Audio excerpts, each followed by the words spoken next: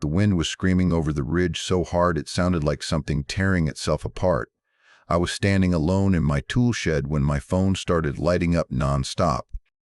Text messages, missed calls, voicemails stacking faster than I could listen to them. Outside, snow was already climbing the fence posts, and the weather radio kept repeating the same warning over and over: dangerous wind chills, life-threatening cold, stay indoors if you want to survive the night. That should have been just another winter evening on my ranch in Coldwater Ridge, Wyoming. Quiet, isolated, predictable. But a few hours earlier, everything changed. I opened my mailbox and found an official-looking notice claiming my ranch had been declared community property. Not a warning. Not a proposal. A declaration. Signed, stamped, and issued by a homeowners association I was never part of. According to them, the power line crossing my land no longer belonged to me. What they didn't know was that the same line had been secretly rerouted to heat their entire neighborhood. They expected me to carry them through the blizzard using electricity stolen from my land. And when I said no, they laughed. So I flipped a switch. And the whole neighborhood went dark. If you want to hear more true stories like this, make sure you hit that subscribe button to HOA Update. And tell me in the comments, where are you watching from? I moved to Coldwater Ridge for one reason, and one reason only: control. Not the power over people kind, but the kind that comes from knowing your life isn't subject to someone else's clipboard. After decades working as an electrical infrastructure engineer, I had seen what happened when systems were built on shortcuts, assumptions, and other people's authority. I wanted land where silence meant silence, where the sky didn't come with conditions, and where no committee could tell me my fence was the wrong height or my barn offended their visual harmony. So I bought a ranch just outside town. Rolling hills to the west, a rocky ridge to the north, and enough space between me and the nearest neighbor that you could hear the wind change before you ever heard a voice. Most buyers would have walked right past one particular detail in the deed, but I didn't. The property came with a historic utility easement tied to an old power conduit that had been laid decades earlier. Officially, the line had been decommissioned. Unofficially, it was still there. Intact, functional. Quietly waiting, I maintained it myself. Not because I planned to use it every day, but because I knew how emergencies worked. When storms hit, when primary systems failed, when people panicked, redundancy was the difference between inconvenience and catastrophe. I had spent my career designing for worst-case scenarios. Letting a backup system rot wasn't in my nature. For a long time, life stayed exactly the way I wanted it. Mornings were quiet. Evenings were quieter. I fixed fences, maintained equipment, and enjoyed the kind of peace you can't buy inside city limits. Then, the land east of my property sold. What went up there wasn't just a neighborhood. It was branding. Timber Hollow Estates marketed itself as a green living community, all recycled buzzwords and glossy brochures. They promised sustainability, harmony, and shared responsibility. What they actually built was a dense grid of identical homes, all governed by an aggressive homeowners association that believed rules were more important than reality. At first, they were nothing more than background noise. Joggers passed along the fence line. Kids rode bikes too close to my gate. Occasionally, someone would stop and stare at my land like they were already imagining it as theirs. I didn't think much of it. Developments come and go. HOAs love their paperwork. None of that touched me. Then the letters started arriving. The first one claimed my barn paint was non-compliant. I laughed and tossed it aside. The second warned me about unauthorized fencing.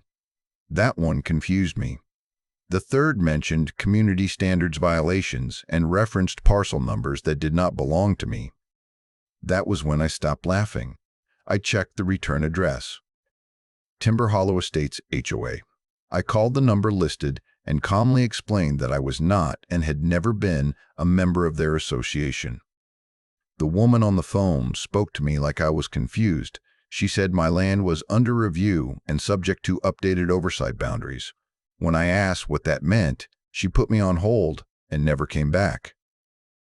More letters followed, more confident this time, less polite. They stopped sounding like mistakes and started sounding like claims. Phrases like shared benefit, community infrastructure, and oversight authority kept showing up where my name should have been enough. That was when I walked over to Cal Turner's place. Cal had lived on that ridge longer than anyone. Retired military. Quiet. The kind of man who watches patterns instead of people. When I showed him the letters, he didn't look surprised. He just nodded, folded the paper once, and handed it back to me. "They're not after your barn," he said. "They're after what runs under your land." I asked him what he meant, even though I already felt the answer forming. "Utilities," he said. "Water. Power. Anything they can't easily replace. These outfits don't expand by asking permission. They expand by pretending permission already exists." That night, I pulled out my old documents. Deeds, surveys, easement records. Then I pulled power logs from the conduit I maintained. That was when the picture finally snapped into focus. Timber Hollow wasn't just built near my land. It was leaning on it. Their homes, their heating systems, their winter load planning, all of it assumed access to infrastructure they did not own. My quiet ranch wasn't an inconvenience to them. It was a resource they had already decided to take. And once I understood that, I knew this wasn't going to be resolved with a polite phone call or a corrected address label. This was about control. And they wanted mine. The real trouble didn't start with a letter or a phone call. It started with trucks. One morning, just after sunrise, I noticed utility vans parked along my eastern fence line. Not county vehicles, not anyone I recognized. They were lined up neatly, like they belonged there. Men in reflective vests walked back and forth with clipboards, pointing at the ground, pacing distances, talking in low, confident voices. The kind of confidence people have when they believe they're operating under authority. I walked down the slope and asked who sent them. One of the workers handed me a laminated map without hesitation. That alone told me something was wrong. People who know they're trespassing usually hesitate. This man didn't. The map showed a clean, shaded strip running straight through my property, colored green and clearly labeled Shared Utility Corridor. I didn't need more than a few seconds to know it was fake. The boundary angles were wrong. The survey reference points didn't line up with the terrain. The scale was slightly off in a way only someone who had spent years reading plats would notice. And the county seal in the corner was an outdated version that hadn't been used in years. I asked where the map came from. The worker said the homeowners association had provided it and told them the land was now classified as community access. He said it casually, like it was common knowledge. I told them to stop work immediately and leave the property. They hesitated, then said they needed confirmation from their supervisor. While they made calls, I stepped away and dialed the number I had already memorized. Marilyn Holt answered on the second ring. Her voice was calm, smooth, polite in the way that feels rehearsed. I told her there were crews on my land with a fraudulent map. She didn't sound surprised. She told me the board had voted to reclassify the area as shared infrastructure for the benefit of the community. She didn't ask. She didn't explain. She declared. When I told her that a vote didn't override a deed, she chuckled softly and said the county had already been notified. She used phrases like updated plats and community necessity, as if those words carried legal weight simply because she said them confidently. That's when I realized this wasn't a misunderstanding. It was a strategy. That evening, after the crews finally packed up and left, I went back to my office and pulled out everything. Original deeds, easement agreements, survey records older than the development itself. Then I opened my system logs. I had installed monitoring years earlier, mostly out of habit. Engineers don't trust blind systems. We measure, we verify. I hadn't paid close attention to the numbers lately because I had no reason to. That changed fast. The data told a story that made my stomach tighten. The load on my private line wasn't occasional. It wasn't incidental. It was steady, heavy, and patterned. Peaks matched early morning usage. Drops aligned with nighttime shutdowns. Spikes corresponded perfectly with temperature dips. Someone wasn't tapping into the line temporarily. They were relying on it. I cross-referenced the load curves with public permit filings from Timber Hollow estates. Heating systems, radiant flooring, backup power configurations marketed as sustainable efficiency. The more I compared, the clearer it became. Their entire neighborhood heating infrastructure was routed through my private conduit. They hadn't built redundancy. They hadn't planned for failure. They had assumed access. Worse, they had hidden it. Residents thought their homes were powered independently or through approved channels. In reality, their warmth flowed through land they didn't own, through infrastructure they had no right to touch. That realization changed everything. This wasn't just trespassing. It wasn't even just theft. It was dependency. Timber Hollow's winter survival depended on something they had quietly stolen and hoped I would never question. I replayed my conversation with Marilyn in my head. Her confidence made sense now. She wasn't bluffing. She believed that if she could create enough paperwork, enough visual authority, reality would bend to match it. By the time anyone noticed, the system would be too entrenched to undo. That's when the anger hit, not explosive anger, focused anger, because I understood exactly what would happen if that line failed under load during a storm. I had designed systems like this for decades. Overdraw leads to failure. Failure leads to cascading shutdowns. And in a place like Coldwater Ridge, winter doesn't forgive mistakes. I realized the homeowners association hadn't just crossed a boundary. They had gambled with people's lives using infrastructure they did not understand and did not own. And they were counting on one thing to make it work. They were counting on me staying quiet. Standing there in the glow of my monitors, listening to the wind begin to rise outside, I understood the full shape of the conflict for the first time. They weren't going to back off. They weren't going to admit fault. They were going to keep building their version of reality until someone forced it to collapse. And if I didn't act carefully, that collapse would hurt more than just the people who caused it. That was the moment I stopped thinking about how to argue with them and started thinking about how to expose them. I learned a long time ago that arguing with people who believe in their own authority is pointless. Emotion gives them something to push against. Evidence takes that power away. So instead of raising my voice, I started building a record. The first thing I did was install cameras. Not the obvious kind either. Trail cameras along the fence line, motion sensors near the access points, wide-angle coverage on the utility box itself. Everything time-stamped, geotagged, and backed up in more than one place. I added real-time monitoring to the breaker that fed the private line, logging every surge, every draw, every fluctuation. Within days, the data painted a picture that no explanation could undo. The load wasn't accidental.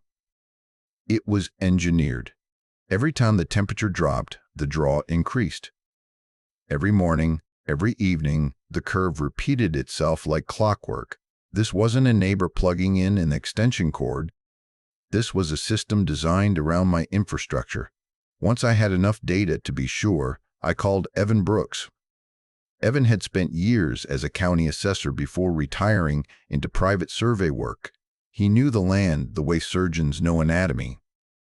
When I explained what was happening, he didn't sound shocked. He sounded irritated, which told me he had seen this kind of thing before. He came out with his equipment a few days later. GPS units, drones, and old maps rolled into a canvas tube that looked like it had been through a war. He worked quietly, methodically, double-checking every reference point. When he overlaid his fresh survey with the homeowners association map, the fraud jumped off the screen. Boundaries shifted just enough to capture utility access points. survey lines bent in ways no legitimate filing ever would. The discrepancies weren't subtle once you knew where to look. Evan didn't speculate. He didn't editorialize. He just looked at me and said, "This wasn't a mistake." Before I could decide my next move, Marilyn Holt decided to make hers. She showed up unannounced one afternoon with a contractor in tow, both of them standing at my front door like they belonged there. Marilyn wore the same confident smile she always did, the one that suggested this was all a formality. She handed me a glossy declaration printed on thick paper, complete with official-looking headers and a bold title claiming emergency authority over community infrastructure assets. At first glance, it might have fooled someone who didn't know better. But I knew better. The seal was wrong. The coordinates didn't match any recorded parcel. The language referenced statutes that didn't apply, and the signature at the bottom wasn't from any county official. It was from Todd Holt, her husband, the Homeowners Association treasurer. When I pointed that out, Marilyn's smile tightened for just a second before she recovered. She told me it was temporary authority and suggested it would be easier for everyone if I cooperated. The contractor shifted uncomfortably, clearly realizing he was standing in the middle of something he didn't want to be part of. I told them to leave. After they did, I sat down and laid everything out in order. The footage, the surveys, the forged documents, the load data. The pattern was unmistakable. This wasn't overreach. It was coordination, paperwork created to justify physical action taken to create dependency. Dependency used to apply pressure. That was when I made the call. Laura Medina answered on the first ring. Laura specialized in property rights cases, the kind that don't just involve disputes but expose systems that assume nobody will push back hard enough. I didn't have to explain much. I sent her the files. She called me back less than an hour later. "This isn't a disagreement," she said. "This is organized fraud." She told me to stop communicating directly with the Homeowners Association. No more phone calls. No more conversations at the door. Everything from that point forward would go through her. She started outlining next steps before I even asked. Injunctions, utility commission reports, financial tracing. As I hung up the phone, the wind outside picked up again, rattling the windows. The storm forecast was still days away, but the pressure was already building, not just in the sky. The Homeowners Association thought they were creating authority by stacking paper. What they had actually done was give me everything I needed to dismantle it. While Laura prepared the legal filings, the weather started doing what Wyoming winters always do when they decide to remind you who's really in charge. The forecast shifted from routine warnings to blunt language. An Arctic front was moving in fast, wind chills nearing minus 30 degrees. Heavy snowfall, whiteout conditions. Once it hit, roads would close, emergency response would slow to a crawl, and any widespread power failure wouldn't just be uncomfortable, it would be dangerous. I watched the updates roll in on my radio and laptop, timing them against what I already knew. Timber Hollow's heating systems were leaning hard on my private line. The colder it got, the more power they pulled. They had built their entire winter safety net on infrastructure they didn't own and didn't maintain. Instead of backing off, the Homeowners Association pushed harder. I caught crews back on my land, trenching closer than before, as if repetition could turn trespass into legitimacy. They installed a junction box just inches inside my boundary line, close enough that anyone glancing at it would assume it belonged to them. I filmed it, logged it, documented the time, the equipment, and the personnel. Then the letters escalated. Official-looking notices arrived accusing me of grid tampering. According to them, I was interfering with community infrastructure. They warned of fines, legal action, and emergency intervention. The audacity would have been impressive if it hadn't been so transparent. They were laying the groundwork for blame. If something failed during the storm, they wanted a paper trail pointing at me. That's when the message from Mark Ellison came in. Mark had been the homeowners association secretary before, quietly stepping down and moving away. He didn't call. He sent an email that was careful, deliberate, and clearly written by someone who didn't want attention. He said he had been following what was happening from a distance and felt he needed to speak up. We talked later that night. Mark confirmed everything I suspected and more. The board had discussed my easement long before the first letter ever went out. Votes had been adjusted in meeting notes. Maps had been refiled with minor shifts, counting on nobody reviewing them closely. The plan was always the same: create the appearance of authority, move fast, and let dependency do the rest. They figured you'd either cave or be too isolated to fight back, he told me, and once the houses were built around it, they knew the county wouldn't want the disruption. That word stuck with me. Disruption. Mark wasn't defending himself. He wasn't asking for anything. He just wanted the truth recorded somewhere before it was buried under snow and excuses. Laura added his statement to the growing file without hesitation. She moved quickly after that. An emergency injunction was drafted, citing unauthorized utility access, boundary fraud, and public safety risks tied to unpermitted infrastructure. Reports were prepared for the State Utility Commission, not framed as a dispute, but as a hazard. Language mattered. We weren't accusing. We were documenting risk. But the storm didn't care about filings. By the time everything was ready to submit, the temperature had already started dropping. Snow clouds stacked low against the ridge. The wind shifted direction, bringing that hollow, metallic sound that always comes before serious weather. The courts would act, but not fast enough. Timber Hollow was counting on that delay. They were betting that I wouldn't dare interrupt power during a blizzard, that I wouldn't risk being painted as the villain, that I would keep the lights on out of fear, obligation, or guilt. They thought they understood leverage. What they didn't understand was that letting an unsafe system run unchecked was more dangerous than shutting it down.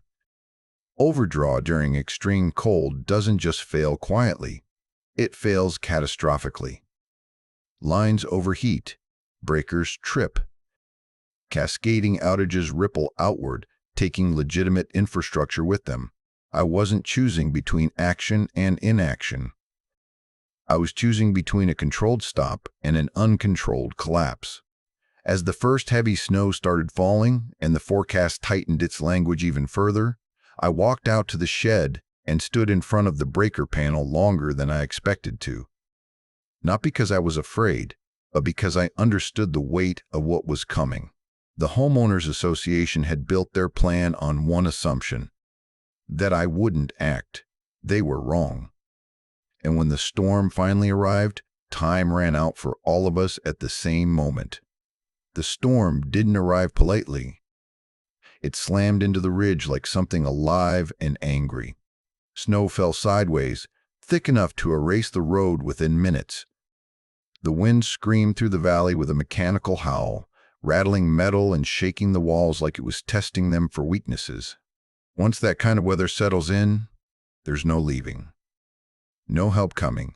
Whatever fails, you deal with it yourself. I kept the radio on low as the temperature dropped.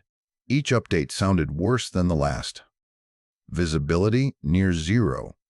Emergency services limited. Stay where you are. By early evening, the world beyond my property might as well have vanished.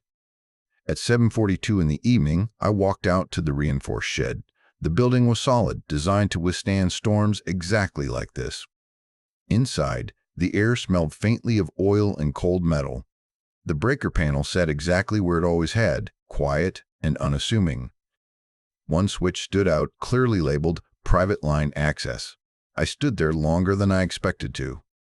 Not because I questioned whether I was allowed to do it. I knew the law. I knew the engineering. I knew the risk. What gave me pause was the human cost of what the homeowners association had done. They had built a system that made innocent people dependent on something they had no right to use. I flipped the switch. The effect was immediate. Through the storm, I could see lights across Timber Hollow flicker once, twice, and then vanish. Porch lights died. Windows went dark. Somewhere in the distance, backup systems tried and failed to compensate. Heating units shut down one by one, their quiet hum replaced by silence. My phone started ringing almost instantly. Calls stacked up, messages poured in. Confusion turned into fear in real time. People didn't understand what had happened, only that warmth was gone and the storm was closing in fast. A few minutes later, headlights appeared at my gate, barely visible through the snow. A man stepped out, bundled against the wind, carrying a small child wrapped in blankets. His voice shook when he spoke. His kid was sick. The house had gone cold. The homeowners association had told residents I controlled the power and that I could fix it. I didn't argue with them. I didn't explain the backstory. I opened the gate and brought them inside. I gave them warmth, hot tea, a place to sit out of the wind. Once I knew the child was stable, I went back to the panel and restored a limited emergency flow, not enough to power the entire neighborhood, just enough to stabilize the lowest tier, keep pipes from bursting, prevent real harm. It was a controlled trickle, not a surrender. I documented everything as I did it. Timestamps, load levels, duration. Even in that moment, I stayed disciplined. Mercy didn't mean carelessness. Outside, the storm raged on. Inside, I sat listening to the wind and the radio, knowing the homeowners association's illusion of control had finally shattered. They could vote, stamp papers, and issue threats all they wanted. None of that mattered when physics took over. They had forgotten something critical when they tried to steal my infrastructure. They had forgotten that the final switch was never theirs. The first call from Maryland came less than an hour after the blackout. I didn't answer it. The second one came right after that. Then a string of messages, each one shorter than the last, the confidence draining out of her words. By the time she stopped calling, the tone had shifted completely. There was no authority left in it. Just urgency. She showed up the next morning. The storm had eased just enough to make travel possible, but the cold hadn't loosened its grip. Marilyn's SUV pulled up near the gate, tires crunching over packed snow. She stepped out without her usual polished posture, coat pulled tight, hair out of place. The clipboard confidence was gone. What stood in front of me now was someone who had lost control of the narrative. She didn't waste time with pleasantries. She demanded full power restoration immediately, citing safety concerns and community emergency protocols. She spoke quickly, like speed alone could push me into compliance. I didn't raise my voice. I didn't argue. I invited her inside. I laid everything out on the table. Survey overlays showing the true boundary lines and the artificial shifts in the homeowners association maps. Timestamp video of trenching through my fence line. Load logs showing abnormal draw patterns tied directly to temperature drops. Photos of the junction box installed inside my property. Copies of the forged declarations she had personally delivered. Then I slid one final document across the table. Financial records. The Homeowners Association had been collecting what they called a grid access fee from residents, marketed as part of their green infrastructure plan. Those funds weren't going to maintenance or upgrades. They were being routed through a shell company, one owned by her husband. The room went very quiet. Marilyn tried to explain. Then she tried to deflect. Then she tried to negotiate. Each attempt fell flatter than the last. When she realized none of it was working, her voice cracked. She asked me to think about the residents, about the children, about the consequences. I told her I already had. I told her I had limited emergency power running to prevent harm, that I would not restore full access until the court ordered it. Ownership didn't disappear in a snowstorm. Neither did responsibility. She left without another word. As soon as the courts reopened access, Laura moved. Everything went in at once, not piecemeal, not cautious. A full evidentiary package. Emergency injunction request, utility commission filings. fraud documentation, witness statements, survey certifications, financial tracing. The response was swift. The judge granted the injunction. All claims on my property were nullified pending review. The homeowners association was ordered to cease operations related to utilities immediately. Funds were frozen. An audit was triggered. Regulatory agencies were notified. By the end of the day, Timber Hollow's board members were resigning one by one. Maryland's authority didn't fade gradually, it vanished. No more letters, no more threats, no more fake maps or emergency declarations. The system she had built on intimidation collapsed under the weight of evidence and daylight. For the first time since this began, the valley was quiet again, not the uneasy quiet of something waiting to happen. The honest kind. The kind that comes when false power finally runs out of places to hide.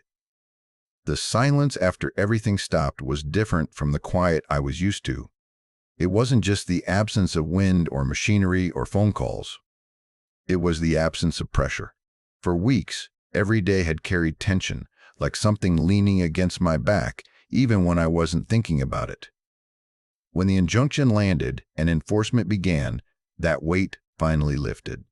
The homeowners association unraveled faster than I expected.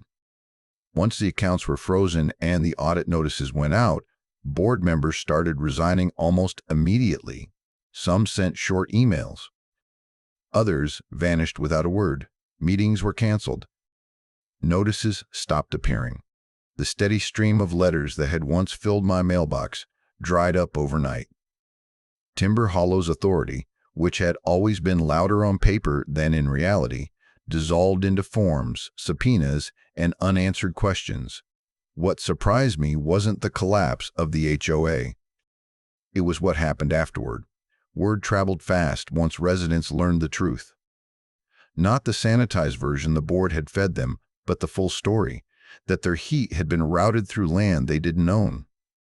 That green infrastructure fees had been quietly redirected.